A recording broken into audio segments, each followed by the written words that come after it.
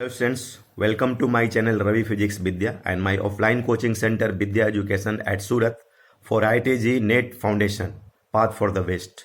तो प्रेजेंटली हम लोग क्या डिस्कस करने वाले हैं आप लोग बताइए। अभी right now 12 physics series discuss करूंगा मैं, राइट। इसके पहले मैं आपका 12 फिजिक्स सीरीज में dual nature of matter and radiation discuss किया था, और अभी जो नया जो हमारा जो चैप्टर है स्ट्रक्चर ऑफ द एटम, काफ़ी इंटरेस्टिंग टॉपिक है और स्कोरिंग टॉपिक है। अभी लास्ट के जो मॉडर्न फिजिक्स में आपका ये जो चैप्टर्स जब मैं जो डिस्कस कर रहा हूँ they are very scoring for the IIT JEE NEET and as well as the board, right. तो अभी हम लोग क्या डिस्कस करने वाले, structure of the atom, right. उसमें देखिए ध्यान दीजिएगा कि ये स्ट्रक्चर ऑफ एटम अगर मैं बोलूँ तो बात ऐसी होती है कि इसमें लगता है कि हमारा प्रैक्टिकल कनेक्शन नहीं है, लेकिन एक्चुअली इसका प्रैक्टिकल कनेक्शन है। अगर जैसे कि आप देखो कोई बल्ब का लाइट लो, व्हाइट लाइट, और प्रिज्म से पास करते हो तो कैसा स्पेक्ट्रम मिलता है, विबग्योर मिलता है। ऑलरेडी हम लोग लाइट में डिस्कस किए हैं। ऐसे उसी तरीके से हाइड्रोजन गैस को अगर हम सील्ड करके कोई ट्यूब में और उसको हीट करें और वहां से रेडिएशंस निकलता है, और वो जो आपको मतलब प्रिज्म से पास करेंगे तो उससे डिफरेंट वेवलेंथ मतलब स्पेक्ट्रम दिखता है।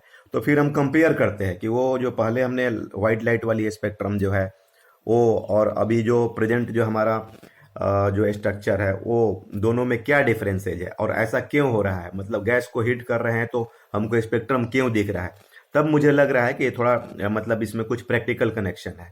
और ऐसे तो एटम का जो स्ट्रक्चर होता है, डिफरेंट एटॉमिक मॉडल्स जो दिए गए हैं, जैसे आपका थॉमसन मॉडल है, ये केक चेरी मॉडल बोलते हैं इसको।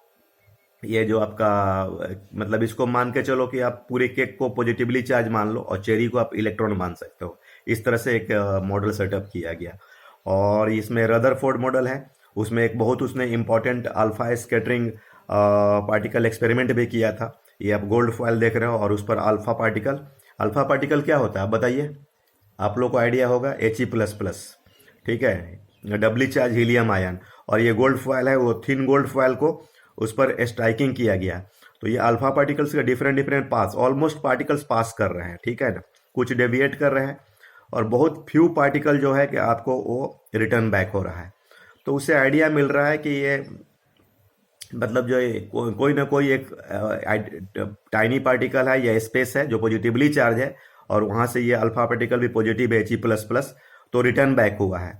और बहुत फ्यू हुआ है तो इसका मतलब एटम का ऑलमोस्ट पार्ट जो है खाली है, और बहुत फ्यू हुआ है तो वो पॉजिटिव चार्ज है। और उसका उन्होंने रदरफोर्ड जो है, ये इसका जो मॉडल है आपको न्यूक्लियर मॉडल है, तो न्यूक्लियर एटम है इसका मॉडल।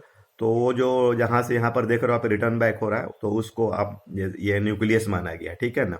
और ये टाइनी स्पेस है, टाइनी पार्टिकल की तरह है। और रदरफोर्ड ने ये बोला कि इलेक्ट्रॉन जो है इसको रेडियस में घूमते रहता है, ठीक है। बोर्स का जो भी आप कॉन्सेप्ट देख रहे हैं इसमें, बोर्स भी इसने एक क्या बोलते हैं वो न्यूक्लियस का कॉन्सेप्ट तो अपना लिया ही इसमें।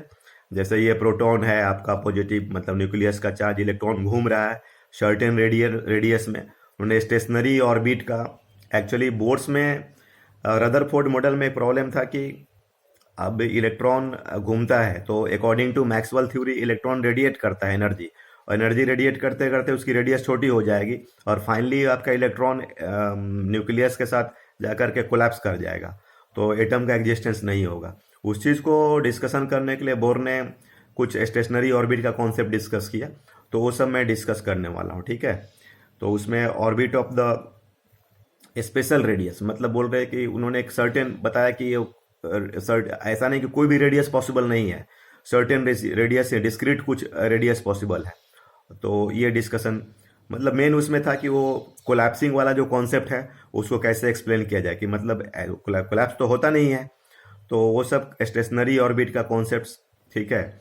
और इलेक्ट्रॉन का ट्रांजिशन होता है हाई टू लो, ये सब डिस्कशन करना है।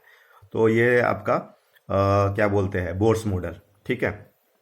उसके बाद ये जो है आप जो मैं डिस्कस कर रहा था कि हाइड्रोजन स्पेक्ट्रा, तो मैं बताया था आपको जैसे कि व्हाइट लाइट से आप देख रहे हो विबग्योर मिल रहा है, और ये हाइड्रोजन गैस को इसमें क्या बोलते हैं, कोई सील्ड ट्यूब में उसको लिया गया है और इसको हीट किया गया है। तो आपको इसमें जो है हीट किया गया है, अब उससे पास हो रहा है, तो इसमें कुछ स्पेक्ट्रम मिल रहा है, हाइड्रोजन स्पेक्ट्रम बोलते हैं।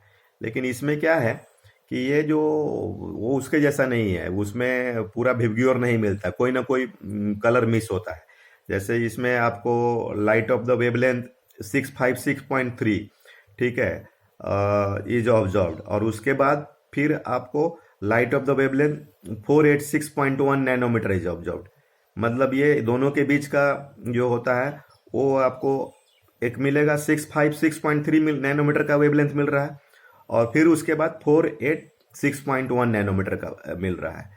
इसके बीच का कोई वेव नहीं मिलता है, वेवलेंथ नहीं मिलता है, मतलब कुछ कलर मिस करता है। मतलब ये क्या है कि ये डिस्क्रीट वेव्स मिलते हैं। मतलब कहीं ना कहीं ये जो वेव जो है इसको डिस्क्रीट वेव स्पेक्ट्रम बोलते हैं।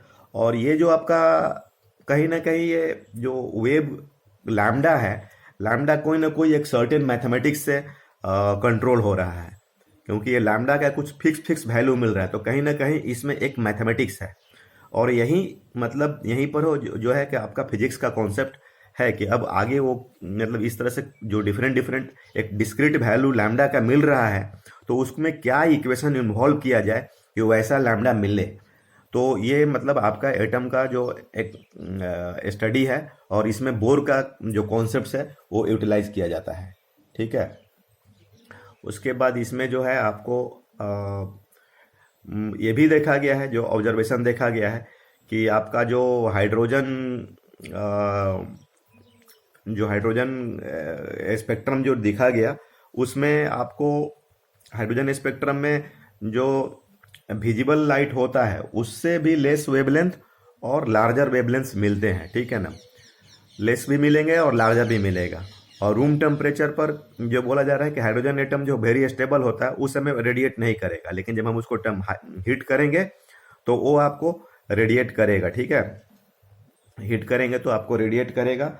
और उसमें जो भी मैं बोल रहा था कि जो लैम्डा जो है एक डिस्क्रीट एक पर्टिकुलर वैल्यू मिलता है, वो लैम्डा का जो फॉर्मूला दिया गया 1/λ is equal to r times 1/n square minus 1/m²। n का वैल्यू 1 2 3 और r रीडबर्ग कांस्टेंट बोलते हैं, और इसका जो वैल्यू होता है 1.09737 इंटू 10⁻7 मीटर इनवर्स। तो मैं यही बात बोल रहा था कि इसमें एक n और m, ये एक्चुअली एन और एम जो वैल्यू है वो आपको ऑर्बिट का वैल्यू है, स्टेशनरी ऑर्बिट का। हाइड्रोजन एटम में बोर्स ने हाइड्रोजन एटम का कॉन्सेप्ट में स्टेशनरी ऑर्बिट बताया, ठीक है। तो इसको हम लोग अभी फिर हाइड्रोजन एटम्स का भी अभी बोर्स मॉडल का डिस्कस करेंगे, तो हमको आइडिया मिलेगा बोर्स मॉडल में। देखिए आप लोग, इसमें बोर्स मॉडल में दिखाया गया है ये जो आपको ये क्या बोलते हैं कि क्या है, उसमें एक न्यूक्लियस को दिखाया गया है प्रोटॉन से, ठीक है ना। और उसके बाद इलेक्ट्रॉन जो दिखाया गया है वो राउंड कर रहा है, और circular orbit of the special radius. अभी मैं बोल रहा था कि जो है कि इसमें रेडियस है, रेडियस जो है आपको ऐसा नहीं कि कोई भी रेडियस में आप ये होगा, उसका एक स्पेशलाइज जो होगा वो उसी को हम लोग लेंगे, ठीक है ना। तो स्पेशलाइज रेडियस ही हम लोग इसमें मिलता है, ठीक है।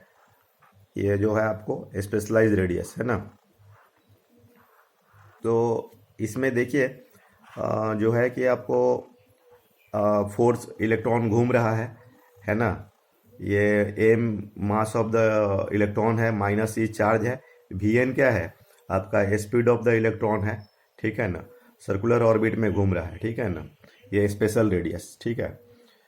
तो इसमें मतलब ऐसा दिया गया है कि ये एक इलेक्ट्रॉन जो होता है एक स्पेशल रेडियस में ही घूमता है, और जब वो स्पेशल रेडियस में घूमेगा तो उसकी एनर्जी क्या होगी, फिक्स हो, कांस्टेंट होगी, रेडिएट नहीं करेगा, और उसको हम लोग क्या बोलेंगे, स्टेशनरी ऑर्बिट बोलेंगे, ठीक है। उसको हम लोग क्या बोलेंगे, स्टेशनरी ऑर्बिट, है ना। उसको हम लोग बोलेंगे स्टेशनरी ऑर्बिट, ठीक है। उसको हम लोग डिनोट करते हैं n इजकल टू 1 2 3 ऐसा।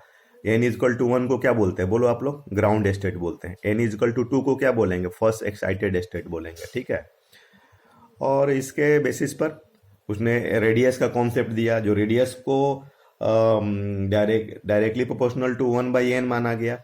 फिर ये जो इलेक्ट्रॉन आप देख रहे हैं, उसमें जो इलेक्ट्रॉन जो आपका ये घूम रहा है, उसका एंगुलर मोमेंटम को भी बताया कि उसने क्वांटाइज होता है, वो h/2π के फॉर्म में होता है, मतलब L इजकल टू NH/2π होता है, ठीक है, मल्टीपल ऑफ n। रेडियस जो रेडियस होता है, सॉरी रेडियस मैंने बोल दिया 1/n, 1/n नहीं होता, radius directly proportional to N square होता है। और स्पीड जो आप देख रहे हैं ना, स्पीड ऑफ द इलेक्ट्रॉन जो होगा वो आपको 1/n का डायरेक्टली प्रोपोर्शनल होता है। तो ये डिफरेंट बोर मॉडल्स का मतलब एक कि रेडियस के बारे में, स्पीड के बारे में, रेडियस, एंगुलर मोमेंटम के बारे में। एंगुलर मोमेंटम क्या होगा, L is equal to NH/2 pi. Angular momentum L is equal to, ये जो आपको यहाँ पर हम लोग देखे थे NH/2 पाई, ठीक है। तो ये चीज़ होता है। और उसके बाद इसमें आपका जो है ये रेडियस जो होता है directly proportional to N square, और स्पीड जो होता है डायरेक्टली प्रोपोर्शनल टू 1/n होता है। शायद मैं बाई मिस्टेक्स रेडियस को 1/n बोल दिया था, लेकिन वो एन स्क्वायर होता है। और आपका ये क्या बोलते हैं, ऑर्बिटल स्पीड जो होगा वो 1/n का डायरेक्टली प्रोपोर्शनल। एनर्जी का जो फार्मूला होगा -hcr/n², और hcr की वैल्यू जो है 13.6 इलेक्ट्रॉन वोल्ट होता है, और n is equal to 1 2 3, right, ये होगा। और इसके बाद ये जो मैं बताया था कि जो इलेक्ट्रॉन जब आपका अगर अपर लेवल में है, एनर्जी लेवल में, एक्चुअली एनर्जी फिक्स होती है हर स्टेशनरी स्टेट का ऑर्बिट्स का, इसीलिए उसका नाम एनर्जी लेवल बोलते हैं हम लोग। तो अगर एनर्जी लेवल इलेक्ट्रॉन अगर मान लीजिए कि फर्स्ट में है, ये इनिशियल में है और फाइनल में है, और इसका एनर्जी लेवल ज़्यादा है और इसका एनर्जी लेवल कम है, तो वो इलेक्ट्रॉन जब ट्रांजिट करेगा तो वो जो बाकी एनर्जी को रिलीज करेगा वो HF के फॉर्म में या hc/λ के फॉर्म में, ठीक है। तो ये कॉन्सेप्ट है। उसके बाद ये बोर्स का जो सब देखिए, जो फॉर्मूला मैं बता रहा था Bohr's model of hydrogen atom का, L is equal to MVN Rn NH/2 pi, Rn is equal to ε0 NH² H pi Me², VN EN, ये सब सारे फॉर्मूलाज दिए गए हैं जो आपको माइंड में रखना है, ठीक है। ऐसे तो बोर्ड में कभी कभी समटाइम्स डेरिवेशंस भी नीड होता है, लेकिन हमने अभी ड्राइव नहीं किया है। अगर आप इसको practice as a home assignment आप इसको ड्राइव कर सकते हैं। फिर एक और नया इसमें एक और भी बात इंपॉर्टेंट है, hydrogen like atom, hydrogen like ion. तो एक्चुअली हाइड्रोजन में क्या होता है, सिंगल इलेक्ट्रॉन होता है, ठीक है। तो इस तरह से हाइड्रोजन लाइक एटम जैसे He++, Li++, जो सिंगल इलेक्ट्रॉन जो कंटेन करते हैं आयन, उसको हम हाइड्रोजन लाइक आयन बोलेंगे। और उसके लिए फार्मूला जो हमारा है स्पीड का, एंगुलर मोमेंटम का, रेडियस का, काइनेटिक एनर्जी का, उसमें थोड़ा सा जेड का इंट्रोड्यूस करना पड़ेगा। जैसे इसका जेड कितना हो गया, 2 हो गया, इसका जेड 3 हो गया, इसका जेड 4 हो गया। आप इसमें स्पीड में, एंगुलर मोमेंटम में देखिए, इसमें तो जेड पर डिपेंड नहीं करता है एल, लेकिन ये स्पीड जो होता है जेड का डायरेक्टली प्रोपोर्शनल होगा। रेडियस जो होगा आपका जेड का इन्वर्सली प्रोपोर्शनल होगा। काइनेटिक एनर्जी Z² का डायरेक्टली प्रोपोर्शनल होगा। तो इस तरीके से आपको ये अंडरस्टैंड करना है, ठीक है। और ये बोर्स लाइक जो आपको डिस्कशन हो गया। उसके बाद ये लैम्डा का 1/λ is equal to RZ², 1/n² minus 1/m²। और सम आर का जो वैल्यू है MeA4 8ε0 H3C। और एनर्जी ऑफ द एटम को कभी कभी हम लोग एनर्जी ऑफ द एटम को रीडबर्ग में भी हम लोग डिस्कस करते हैं। तो 1 Rydberg is equal to -13.6 electron volt, ठीक है, ये होता है। एक प्रॉब्लम देखिए दिया हुआ है, आप लोग देखो, आप लोग calculate the energy of helium plus ion. तो ये हाइड्रोजन लाइक आयन हो गया, सिंगल इलेक्ट्रॉन, जेड इसका 2 होता है, तो डायरेक्ट फार्मूला होता है एनर्जी का -13.6 Z² NH²। तो जेड का वैल्यू 2 है और एन क्या दिया है, फर्स्ट एक्साइटेशन, मतलब n इज इक्वल टू 2, तो ये तो कैंसिल हो गया, तो -13.6 इलेक्ट्रॉन वोल्ट। और एक और प्रॉब्लम दिया हुआ है, calculate the wavelength when He+ makes a transition. He+ का Z इक्वल टू 2 है, from the state n is equal to 3 to n is equal to 2, n is equal to 3 to n is equal to 2। तो 1/n² minus 1/n कितना हो जाएगा, 3, और m क्या हो जाएगा, sorry, n is equal to 2, n greater than n क्या है आपका 2 होगा, और m 3 होगा, m ग्रेटर देन n होना चाहिए। तो ये वैल्यू पुट कर रहा है 4r 1/4, तो 5r/9, तो lambda is equal to 9/5r। r क्या है, रिडबर्ग कांस्टेंट है। तो इसको कैलकुलेट करने पर इसकी वैल्यू 1.097 10⁻⁷, तो 164.0 नैनोमीटर। तो ये हमारा कॉन्सेप्ट हो गया। Okay, thank you.